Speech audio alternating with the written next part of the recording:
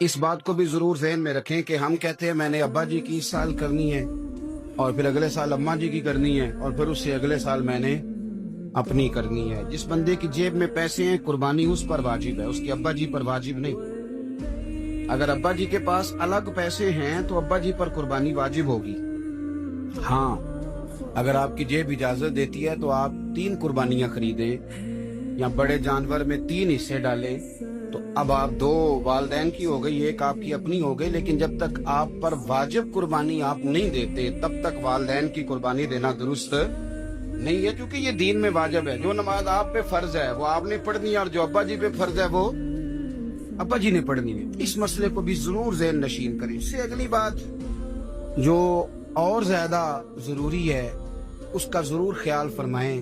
حصے ڈالے جاتے ہیں قربانی کے حصے، تو 6 حصے ہو گئے، اب 7واں حصہ مل نہیں رہا، تو ایک تگڑے سے بندے کے پاس جا کے مالدار سے کہا کہ چودھری صاحب حصہ ڈال لے، ایک حصہ کم ہے۔ چودھری صاحب کہنے لگے کہ میں نے تو پہلے بھی 4 بکرے لیے ہوئے ہیں، تو چلو اگر تم کہتے ہو تو چلو بڑا گوشت آ جائے گا، ٹکے ہی بنا لیں گے، چلو بڑا گوشت بھی 10 کلو آ جائے گا تو کباب کے لیے رکھ لیں گے، چلو رکھ لو حصہ۔ اب 6 بندوں کی نیت قربانی کی، 7ویں کی گوشت کی، اس کی نیت قربانی کی، پچھلے 6 کی بھی قربانی نہیں ہوگی، وہ بھی گئے کام سے۔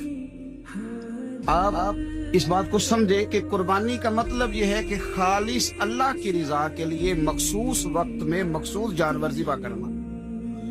اس لیے یہ ضرور توجہ کریں اس بات پر کہ ہم کئی لوگوں کو فورس کر کے شامل کر لیتے ہیں۔ بندہ مالدار ہوتا ہے، وہ بھی کہتا ہے چلو ٹھیک ہے کوئی حرج نہیں، لیکن وہ نامینیٹ کرے گا۔ اگر اس نے اپنی قربانی رکھ لیا تو پھر وہ بتائے گا یہ قربانی کس کی ہے، والدین کی ہے، کس کی ہے۔ تو قربانی اس ترتیب سے کریں کہ اس کے سارے مسائل سے آگاہی حاصل